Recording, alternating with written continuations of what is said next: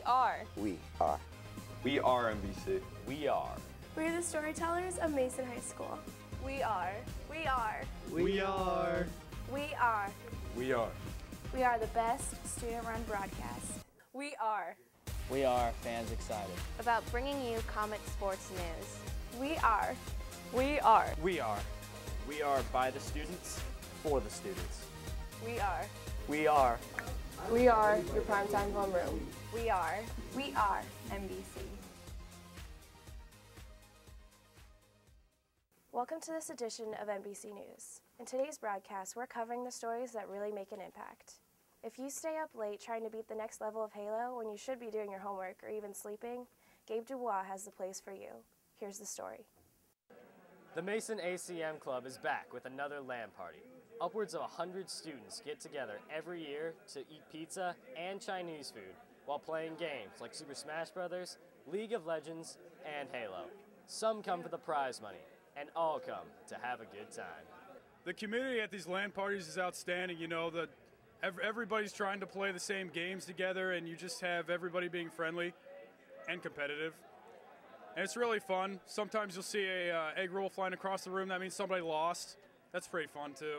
Gamers are all used to being online, but coming to a good-spirited group of people to hang out with is a refreshing change of pace.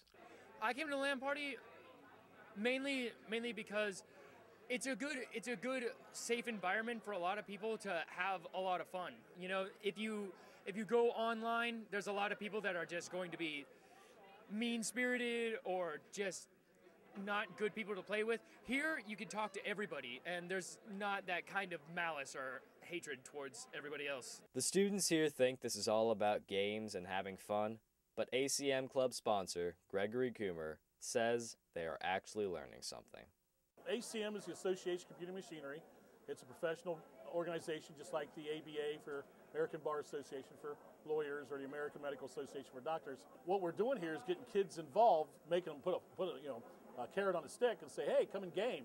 But in essence, what they're doing is they're setting up networks. They find the cheats to go in and work with the programs. And so these sort of kids are probably going to wind up being in my programming class, and who knows, changing the world for the better once they get out of college.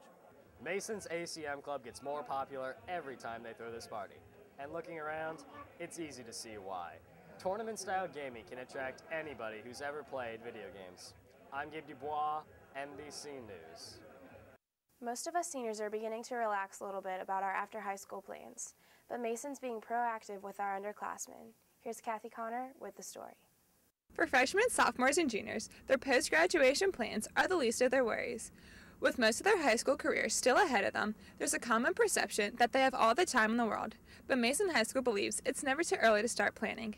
With the help of Tony Affatato, the MHS Guidance Department has teamed up with post-graduation programs to host the Future Planning 101 Night, February 7th, to help students and their parents determine which path is right for them. Last year it was known as College 101, but this year we changed the name to Future Planning 101 because we wanted to also bring in the military academies, nursing schools, technical schools, 4-year schools, 2-year schools. Parents and students can see a variety of and gain a variety of information from all these different schools. Everybody's searching for the perfect fit, and with the help of the Future Planning Night, students can get on the right track to finding what works for them. With numerous post-graduation options, there's always something for everyone. I'm Kathy Connor, MBC News.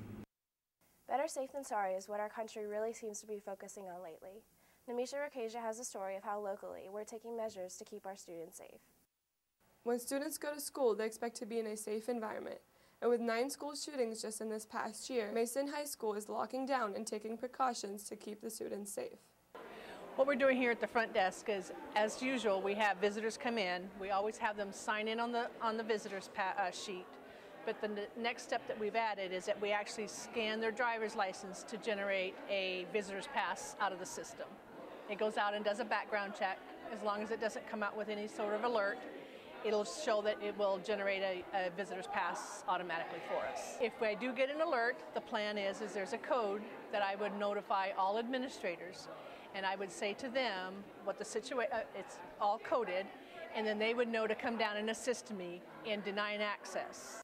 According to Assistant Principal Bill Rice, MHS has future plans to protect the student body. We're actually taking bids district-wide for a buzz-in system at all main entrance points, and what that would look like is there will actually be a little camera at the front door of each building. Any visitor would press that button to buzz in. You'd look into the camera. Miss Burpo or whoever is manning the front desk, they would have a little TV, and you would see right away who the person was, and they would state why they needed business in the high school. Technology is not the only thing increasing to assure safety. Officer Smith will be around a lot more as well. We've implemented the card scanner. We've also implemented the desk area here where I'm up front periodically throughout the day. It could be any given time.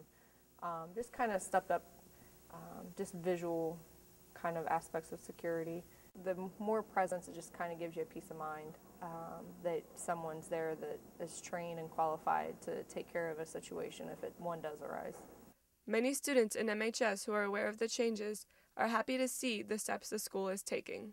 After everything that's happened, I think it'll be a lot better for the students here, just knowing that somebody's there watching for them at the front desk. Like, it's a building full of kids, you know, and full of people, like your parents are entrusting you to this building, and it's their responsibility to make sure you're safe. While many people are in favor of the changes, there are those who are still skeptical. I mean, like, nothing happens here, so, I mean, I feel like that would be effective, but I don't know if it's, like, really necessary. I don't really think the Sandy Hook guy had a background per se, so it may or may not make too much of a difference. With all of the tragic school shootings, administration wants to ensure that students can feel safe coming to school every day. But the district isn't just stopping there. They have continuous plans in the works to provide a secure environment for everyone. I'm Nimisha Rakasia, MBC News. Going to school with over 3,000 kids makes our community seem distant at times. But when tragedy strikes, Comet Country never fails to come together as one. Here's Anna Fagan with the story. During Mason's most recent tragedy, the community has come together yet again to support each other in this time of need. After the recent passing of Mason graduate Jess Galley, co-worker and friend John Clark created bracelets donating the proceeds to a nonprofit organization to aid the community in celebrating her life and honoring her death. The foundation is called Building Blocks for Kids. It's a nonprofit foundation right around here. It's actually one that my mom started about 10 years ago. It helps kids with special needs. Jess was actually going to school for special education, so we felt it fitting to kind of pay it back. Having like a piece of her just like with you at all times, I don't know, for me just having something here is like, I don't know, it just helps, and I think that's what, you know, with all the other kids, adults, anybody out there that knew her and that she had an impact on this is kind of a way to cope with it and help, you know, help get through it. One of Jess's best friends, Kendall Sear, uses the bracelets as a constant reminder of the person Jess was. I love talking about her and sharing the stories and how she helped me and how she helped other people in high school and through Young Life and all that stuff. So I just love talking about her and love showing people what she did for people and how amazing of a person she was. So when I wear the bracelet, people just ask me questions, and it feels really good to talk about it and get it off my chest. In the midst of tragedy, it's sometimes difficult to find hope while grieving. But as the community mourns, these bracelets just might be the light to get us through. I'm Anna Fagan, MBC News.